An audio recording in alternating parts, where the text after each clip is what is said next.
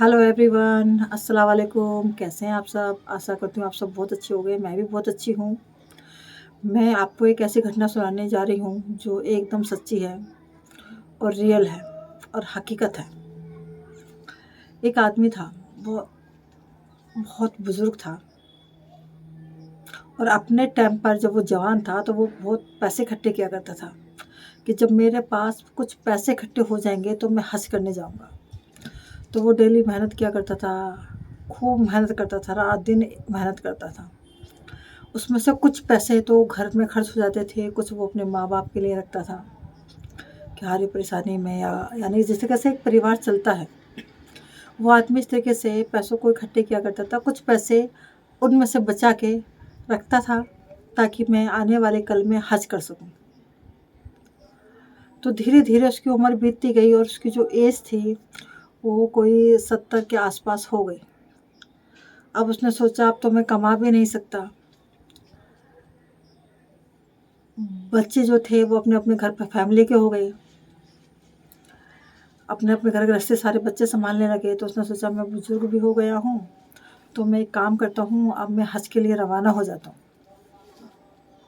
सब बच्चे अपनी-अपनी फैमिली में मगन हैं, वाइफ़ उनकी ख़त्म हो गई थी और उसने अपने बेटे से कहा, "बेटा, अब तुम बड़े हो गए हो, अपने घर गृहस्थी वाले हो, आप लोग अपनी-अपनी घर गृहस्थी सँभालिए और मुझे अपने खुदा के रास्ते पे अब जाने की इजाज़त दीजिए।" तो उसके बच्चों ने कहा, "पापा, आप जाओ।" तो वो आदमी अपने इकट्ठे करे हुए पैसे जो कमाने के टाइम से लेकर के और 70 साल की एज तक उसने जो एक-एक रुपया जोड़ा था, उन पैसों को लेके थैले के अंदर डाल के और वो रवाना हो जाता है हज के लिए। चलते रास्ते में चलते जब वो काफ़ी दूर निकल जाता है, तो एक नाई की दुकान पड़ती है। तो वहाँ पर बैठ कर के वो थोड़ा देर सुस्ताता है, आराम करता है। आराम करने के बाद थोड़ी-सी और आगे चलता है, तो एक चोर आता है। चोर देखता है कि इस बुज़ुर्ग आदमी के हाथ में थैला है और हर बार पैसे वो किसी भी चीज़ खाने के लिए उसी थैले के अंदर से निकालता है, यानी कि उस थैले के अंदर पैसा है। चोर बहुत तेज़ी से भागता हुआ आता है और उस बुज़ुर्ग व्यक्ति का थैला लेकर के छीन के चला जाता है। बुज़ुर्ग व्यक्ति रोने लगता है कि अब मैं हज कैसे करूँगा? तो मेरी वो मेहनत की कमाई थी और वो पैसे मेरे से छिन चुके हैं। वो बुज़ुर्ग व्यक्ति उसी नाई की दुकान पे बैठ कर के थोड़ा अलग हट के खूब रोता है। अब चोर क्या रोता है, तसल्ली करता है, मन को समझाता है। हर इंसान जब पैसे छिन जाएँगे तो मन को समझाता ही है, कुछ कर तो नहीं सकता है। अब जो चोर था, वो जो थैला लेकर के भागा, वो भागते-भागते काफ़ी आगे निकल गया। काफ़ी जब दूर वो पहुँच गया, तो अचानक उसकी आँखों की रोशनी धीरे-धीरे कम होने लगती है। चोर कहता है कि मेरी आँखों की रोशनी कम हो रही है, लगता है मैंने किसी अल्लाह के बंदे को बहुत सताया है। लेकिन उसको यकीन नहीं होता कि आखिर कौन है, शायद ऐसा ही हो रही है। धीरे-धीरे उसकी चोर की ओर जैसे-जैसे चोर भागते-भागते आगे चलता रहता है या अपने आगे चल जाता है जीवन में रास्तों पे, तो उसकी आँखों की रोशनी बिल्कुल ख़त्म हो जाती है। उसको दिखाई देना बंद हो जाता है। चोर बहुत ज़ोर-ज़ोर से रोने लग जाता है। तो आस-पास की जितनी भीड़ थी, सब की सब इकट्ठी हो जाती है और पूछती है कि भैया तुम क्यों रो रहे हो? क्या हो गया है जो आप रो रहे हो? चोर कहता है कि मेरी आँखों की रोशनी चली गई है। मेरे को कुछ भी दिखाई नहीं दे रहा है। मैंने लगता है किसी अल्लाह के बंदे का दिल दुखाया है। मुझे नहीं पता लग रहा है कि या मेरी रोशनी चली गई है। तो सारी भीड़ मिलके कहती है कि आप याद कीजिए कि आपने किसको हानि पहुँचाई है, किसका दिल दुखाया है। तो वो चोर तो बहुत जगह चोरी करके आया हुआ होता है, तो उसको नहीं पता लगता है कि उसने किसका दिल दुखाया है। तो वो बैठ कर के रोते-रोते सोचता है, आखिर मेरे से ऐसी कहाँ गलती हो गई जो मैंने किसी एक अल्लाह के बंदे का दिल दुखाया है। बड़ा परेशान होता है, रोने लग जाता है। सारी पब्लिक पूछती है कि आखिर तेरे से कहाँ गलती हुई? तो अचानक चोर को याद आता है कि मैंने एक बुजुर्ग व्यक्ति का थैला छीना था और उस थैले के अंदर उसके पैसे हैं। तो सब लोगों को बताता है कि मेरे से ये गुनाह हुआ है कि मैंने उस बुजुर्ग व्यक्ति का थैला छीना है जिसमें उसके पैसे हैं। तो जो भीड़, जो पब्लिक जो इकट्ठी होती है, तो वो कहती है कि चलो हम आपको वहाँ पे लेके चलते हैं कि आपने थैला छीना कहाँ से था। तो बताता है कि फ़लाना शहर में फ़लाना नाई की दुकान पर वो बुजुर्ग व्यक्ति मुझे मिला था और मैं थैला छीन के उसका भाग लिया था। तो सारी पब्लिक इकट्ठी होकर के उस चोर को उस बुजुर्ग व्यक्ति के पास वहाँ पे नाई की दुकान पे लेके जाती है। वहाँ पे पूछते हैं वो बुजुर्ग व्यक्ति कहाँ है। तो वहाँ के जो पब्लिक थी उससे पूछती है कि आखिर वो बुजुर्ग व्यक्ति कहाँ है। तो सभी बताते हैं वो बुजुर्ग व्यक्ति वहाँ बैठा हुआ है और वो रो रहा है। वो कह रहा है मेरे पास पैसे नहीं है, अब मैं घर कैसे जाऊँ, और मैं हज के लिए निकला हूँ, मैं हज कैसे करके आऊँ। बड़ा दिमाग उसका परेशान होता है कि आखिर मैं करूँ तो करूँ कैसे। तो जब सारी पब्लिक इकट्ठी होकर के उस इंसान के पास पहुँचती है जो बुजुर्ग व्यक्ति था, उस चोर को लेकर पहुँचती है, तो चोर क्या करता है, फटाफट उसके पैरों में पड़ जाता है। कहता है अल्लाह के बंदे मुझे माफ़ कर दे, मुझसे जो खता हुई है उस खता को मेरी माफ़ कर दो। ये आपका थैला है, ये आपके पैसे हैं, मेरे से जो खता हुई है मुझे माफ़ कर दो, मेरी आंखों की रोशनी वापस कर दो। वो बुजुर्ग व्यक्ति कहता है कि मुझसे माफ़ी मत मांग, मैं तो तेरे को उसी दिन ही, उसी क्षण ही माफ़ कर दिया था।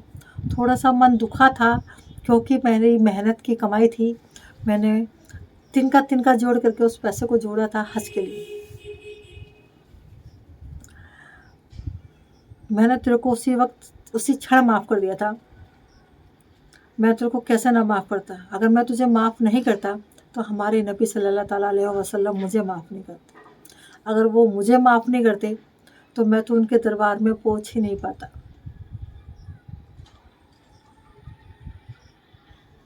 मैं खुदा को मरने के बाद क्या मुँह दिखाता कि मैंने किसी इंसान को माफ़ नहीं किया। तो वो चोर से ये कहता है कि मैंने आपको तुरंत माफ़ कर दिया था। चोर उस इंसान का बड़ा दिल देख करके उसके पैरों में गिर जाता है और कहता है कि मुझसे बहुत बड़ी खता हो गई, ये आपके पैसे हैं, आप अल्लाह के नेक बंदे हो और अल्लाह ताला आपकी हज कबूल करवाएगा। उसको पैसे भी दे देता है, जितने उसके पैसे थे। इसका जो थैला छीना था वो थैला भी उसको दे देता है कि आपका थैला है, ये मेरे से छीना था और आज के बाद मैं कभी अपनी लाइफ में चोरी नहीं करूँगा। ये आपका थैला है, आपने भी मुझे एक नई नेक राह दिखाई है जो मैं आज और अभी और इसी वक्त से ये बुरा काम छोड़ के एक नई और सच्ची राह पे चलूँगा, अपने खुदा की राह पे चलूँगा। तो वो चोर उस बुजुर्ग व्यक्ति से ये कहता है, तो वो बुजुर्ग व्यक्ति कहता है बेटा तू भी मेरा बेटा है, कोई बात नहीं। गलती बच्चों से जब होती है तो हम बड़ों का काम ये होता है कि हम उस गलती को माफ़ कर दें। मैं तो तुझे उसी क्षण माफ़ कर दिया था जिस टाइम तू मेरा थैला छीन के भागा था, मैं कैसे ना माफ़ करता। चोर कहता है कि मेरे से खता हुई, इतनी बड़ी खता हुई कि मेरी आंखों की रोशनी चली गई है खुदा के बंदे मुझे माफ़ कर दो। ऐसी गलती मैं कभी भी अपनी लाइफ में नहीं करूँगा। मैंने चोरियाँ तो बहुत करी, लेकिन इस बार जो मुझे सज़ा मिली है वो बहुत बड़ी है। मेरी आंखों की रोशनी चली गई है, मैं बिना आंखों की रोशनी के कुछ भी नहीं कर सकता। तो उस बुजुर्ग व्यक्ति ने कहा मैं दुआ करूँगा कि तेरी आंखों की रोशनी वापस आ जाए। तो अपने दिल में से बेटा इस चीज़ को निकाल दो, मैंने आपको माफ़ कर दिया है। वो व्यक्ति उन पैसों को लेकर के, वो बुजुर्ग व्यक्ति उन पैसों को लेकर के हज के लिए रवाना हो जाता है और अपना हज मुकम्मल करता है। चोर की धीरे धीरे रोशनी वापस आने लगती है और सब ठीक हो जाता है।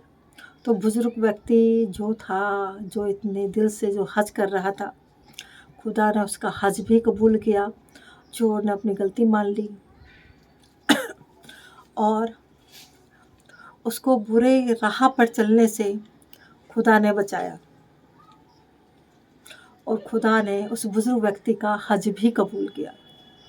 तो भाइयों, ये कहानी हमें ये बताती है कि चाहे कोई इंसान कितनी भी गलती कर रहा हो, तो माफ़ करने वाला सबसे बड़ा होता है। माफ़ करने वाला सबसे बड़ा इंसान होता है।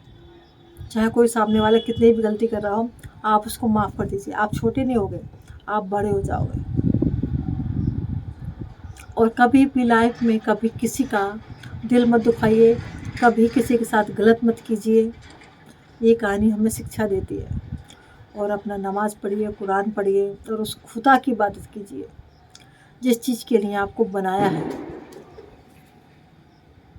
कभी भी किसी का भी दिल मत दुखाइए, क्योंकि खुदा ना जाने कब किस मोड़ पे क्या सज़ा दे दे, कुछ नहीं कह सकते। एक क्षण कुछ और एक क्षण कुछ।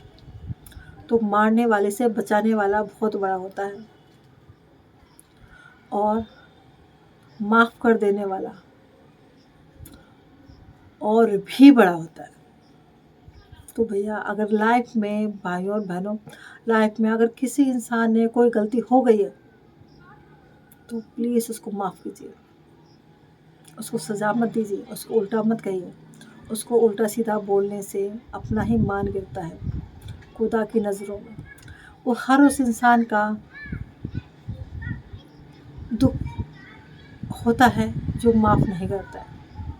तो ये तो हमारे न हुजूर का हुक्म है कि हर इंसान को हर गलती पे माफ़ कर देना चाहिए, चाहे कितनी से भी कितनी बड़ी गलती क्यों ना की हो। उस खुदा की इबादत कीजिए, उस नेक राह पे चलिए जो हमारे हुजूर ने, हमारे खुदा ने जिस चीज़ के लिए हमें बनाया है। उस खुदा की इबादत कीजिए, नमाज़ पढ़िए, रोज़ा रखिए, कुरान पढ़िए, हज कीजिए, ज़कात कीजिए, और अपने माँ बाप का दिल कभी मत दुखाइए। क्योंकि जो इंसान अपने माँ बाप का दिल दुखाता है, वो चाहे हज कितनी भी बार कर ले, उसकी हज कबूल नहीं होती। जो अपने माँ बाप का दिल दुखाता है।